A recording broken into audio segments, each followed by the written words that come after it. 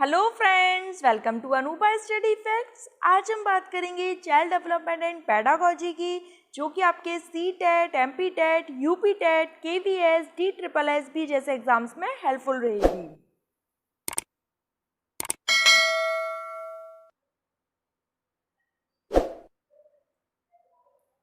आज हम एनालिसिस करने वाले हैं गाइस प्रीवियस ईयर के पेपर का, जिसमें चाइल्ड डेवलपमेंट एंड पेडागोजी से क्वेश्चंस पूछे जाते हैं। ये एसटेट का पेपर है, आप एमपी टेट भी कह सकते हैं, या फिर वर्ग 2 जिसे एमपी में संविदा कहते हैं, उसका एनालिसिस कर रहे हैं।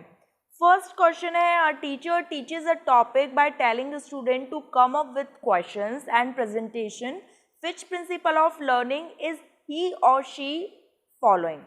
बायलिंगुअल चलेंगे गाइस।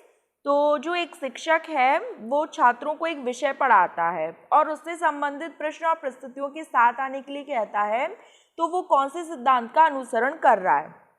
तो आपको बेसिकली इसमें ये समझना है कि जो एक टीचर है वो बच्चों से ये कह रहा है कि वो जो भी सब्जेक्ट पढ़ाएंगे आप उससे रिलेटेड क्वेश्चंस, उससे रिलेटेड प्रेजेंटेशन को घर पर पढ़कर आएँ। तो वो किस चीज़ के अनुसरण के लिए कह रहे हैं। फर्स्ट है transfer of learning, help in reconstruction, active participation और learning as a social activity.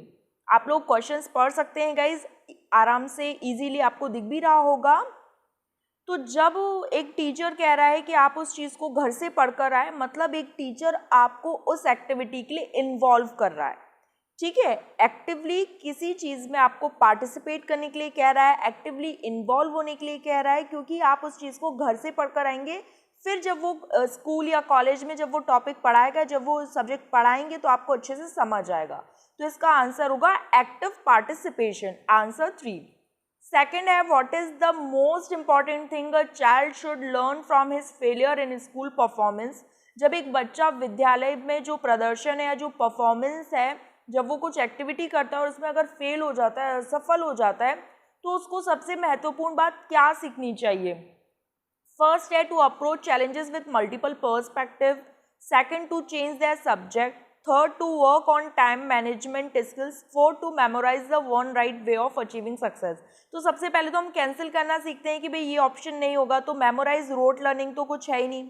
Change their subject, ये भी कोई नहीं कि भाई चेंज विषय को ही चेंज कर दो। थर्ड है to work on time management, अगर आप कुछ गलती कर रहे हो तो टाइम मैनेजमेंट थोड़ा सा कम इंपॉर्टेंट है in perspective to first option. To approach challenges with multiple perspective, मतलब कई दृष्टिकोणों से उस चुनौती को आप समझो कि आप जहां फेल हो गए हो, आपने कहाँ कमी छोड़ी थी, आपसे क्या कमी रह गई थी, और जो भी चैलेंजेस हैं उनको अलग अलग तरीके से आप देखो।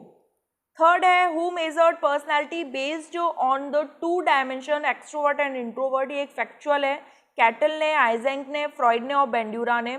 तो इसका आंसर क्या होगा, तो सबसे पहले कैटल ने जो पर्सनल फैक्टर जो है पीएफ, जिनको हम बोलते हैं पर्सनैलिटी फैक्टर, दिया 16 पर्सनैलिटी फैक्टर दिए। फ्रॉइड के द्वारा साइकोसेक्सुअल थ्योरी दी गई, बेंड्यूरा के द्वारा सोशल लर्निंग थ्योरी दी गई, एसएलटी जिसे बोलते हैं। तो आइजेंक बचे। आप इस तरीके से इसको रिमूव कर सकते हैं ऑप्शंस को, अगर आपको कभी नहीं आता है तो आइजेंक के द्वारा जो पर्सनैलिटी के 2 फैक्टर्स या डायमेंशंस दिए गए थे वो थे एक्सट्रोवर्जन और इंट्रोवर्जन। एक्सट्रोवर्जन जो कि बाहरी सोशली बहुत ज़्यादा एक्टिव रहते हैं, कम्युनिकेशन अच्छा खासा कर लेते हैं, और इंट्रोवर्ट जो केवल अपने आप तक ही सीमित रहते हैं।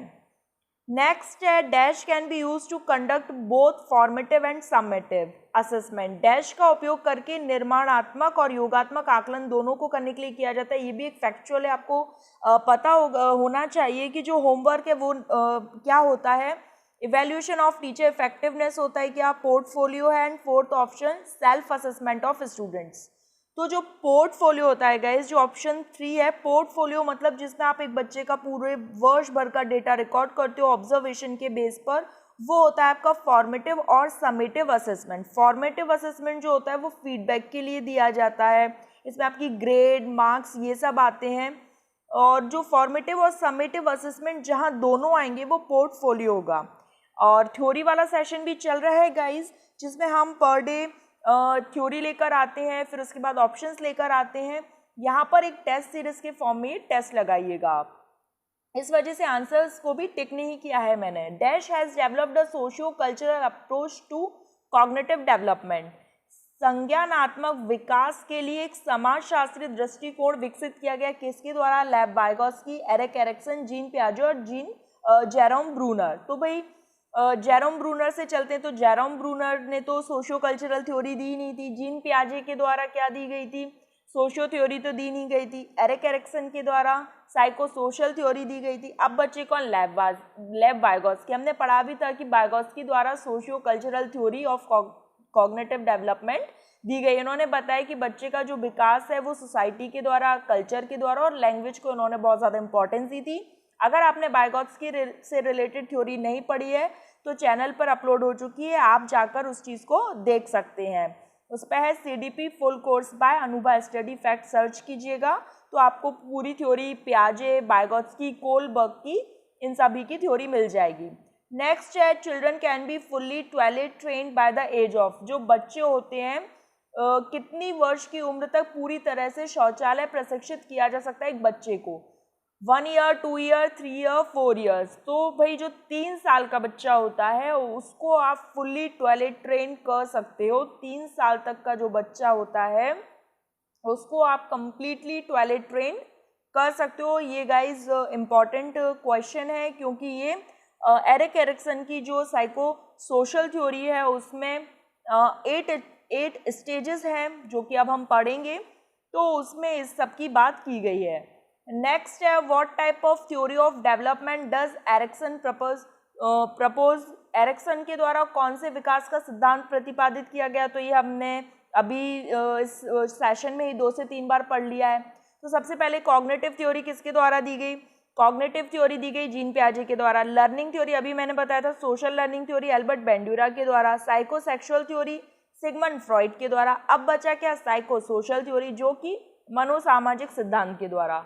और चैनल पर गाइज मैंने पूरे एक वीडियो में सारे जितने भी फादर्स हैं, father of psycho social, psychosexual, cognitive theory के फादर, साइकोलॉजी के फादर, इन सब की पूरा एक ही वीडियो में बनाकर अपलोड की है, तो आप वो भी देख सकते हैं। फिर है what is meant by classical conditioning, classical conditioning से क्या अभिप्राय है? स्टिमुलस, ये ऑप्शंस बड़े हैं तो आप इनको आराम से रीड कर लीजिएगा, स्क्रीनशॉट ले सकते हैं या फिर वीडियो को पॉज करके आराम से पढ़िएगा। मैं जो सही ऑप्शन है मैं उसी को पढ़ के एक्सप्लेन कर देती हूँ। Stimulus acquires the capacity to evoke a response which was originally evoked by another stimulus, एक उत्तेजना एक प्रतिक्रिया को प्रोत्साहित करने के लिए क्षमता प्राप्त करती है। जो उत्तेजना होती है वो एक प्रतिक्रिया को प्रोत्साहित करने के लिए क्षमता प्रदान करती है। मतलब आप कुछ भी जो स्टिमुलस होता है वो एक्वायर करता है किसको? रिस्पॉन्स के लिए। जो प्रतिक्रिया को प्रोत्साहित करने की क्षमता किस में होती है? स्टिमुलस में। जैसे कि थॉर्नडाइक की कैट है, अगर उसके सामने जैसे फिश रखी थी तो फिश की जो स्मेल थी, जो स्टिमुलस था, उसकी वजह से उसने रिस्पॉन्स करा, लिवर को प्रेस किया, जो कि हम आगे आने वाली अपनी जो थॉर्नडाइक की जो थ्योरी है वो भी पढ़ेंगे। बस आप अभी के लिए इतना समझ लीजिए कि जब भी कोई चीज़ स्टिमुलस, मतलब जब कोई चीज़ उत्तेजना पैदा होती है उसी की वजह से हम प्रतिक्रिया करते हैं। तो एक उत्तेजना एक प्रतिक्रिया को प्रोत्साहित करेगी। अगर आपके सामने खाना रख दिया गया है तो आपके मुंह से लार का आना स्वाभाविक है, ठीक है। या फिर बहुत आपकी फेवरेट चीज़ है कोई, जैसे रसगुल्ले, तो अगर वो आपके सामने है तो मतलब उत्तेजना रसगुल्ला हो गया और जो प्रतिक्रिया है लार का आना हो गया, ठीक है गाइज। आई होप आप समझ पा रहे होंगे। नेक्स्ट है what memory is use to remember how to make a paper plan.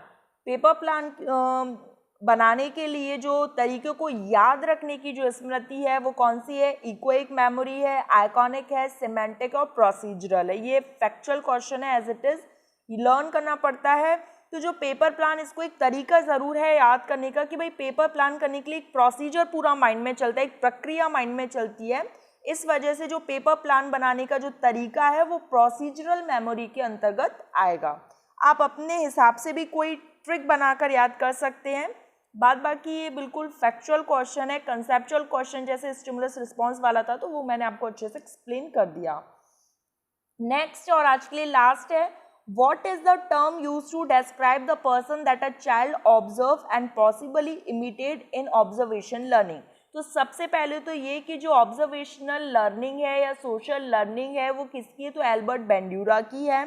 तो इसमें क्या इन्होंने ये बताया है, हम हिंदी में पढ़ते हैं, उस व्यक्ति का विवरण करने के लिए किस शब्द का प्रयोग किया जाए जिसे बच्चा प्रेक्षण या अधिगम में प्रेक्षित करता है।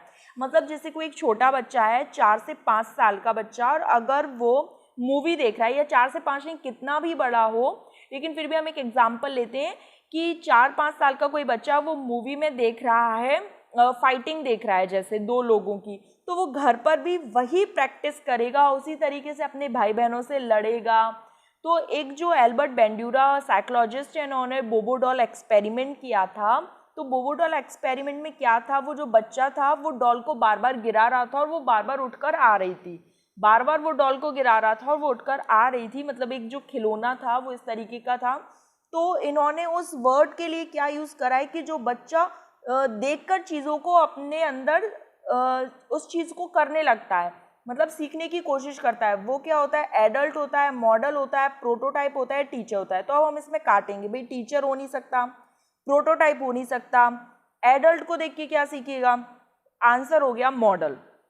आपने देखा है भाई मॉडल स्टैचू हो जाते हैं, उनको देखकर भी हमारा मन होता है ये इस तरीके से ये चीज़ है, तो भाई हमें भी ऐसा कुछ करना चाहिए। तो जो बच्चा है वो, उसके सामने जो वो व्यक्ति है टीवी में जो फाइटिंग कर रहा है वो एक मॉडल है, वो फाइटिंग कर रहा है, तो वो घर पे भी अपने जो भाई बहन है, जो उसके सिबलिंग्स हैं, उनके साथ भी वो लड़ाई झगड़ा करेगा, क्योंकि उसने देखा ही वही है। ऑब्जर्वेशन लर्निंग जो है एल्बर्ट बेंड्यूरा की, वो यही है कि जो एक बच्चा देखता है वो अपने माइंड में उसी तरीके की इमेज फिट कर लेता है और वो उसी तरीके से काम करता जाता है जिस तरीके से वो अपने सामने चीज़ों को होते हुए देखता है। तो गाइज़ यहाँ पर हमने 10 क्वेश्चन लिए हैं, हम पर डे 10 क्वेश्चन की एक सीरीज चला रहे हैं, क्योंकि 10 क्वेश्चन एक नॉर्मल 10 से 12 मिनट की एक सेशन हुआ करेगा, तो उसमें आपको ज़्यादा बोर भी नहीं होगा, बहुत ज़्यादा लेंदी भी नहीं होगा, और एग्ज़ाम के पॉइंट ऑफ व्यू से बहुत ज़्यादा इम्पॉर्टेंट फैक्ट्स हैं गाइस, क्वेश्चंस हैं, आप इनको लगाइए। और अगर वीडियो पसंद आए तो लाइक करना, चैनल को सब्सक्राइब करना, इसी तरह की और वीडियोस देखना चाहते हैं आप तो सब्सक्राइब करके बेल आइकन प्रेस करना, ताकि जैसे ही मैं वीडियो अपलोड करूं तो आपके मोबाइल की घंटी भी बज जाए। Thanks for watching this video.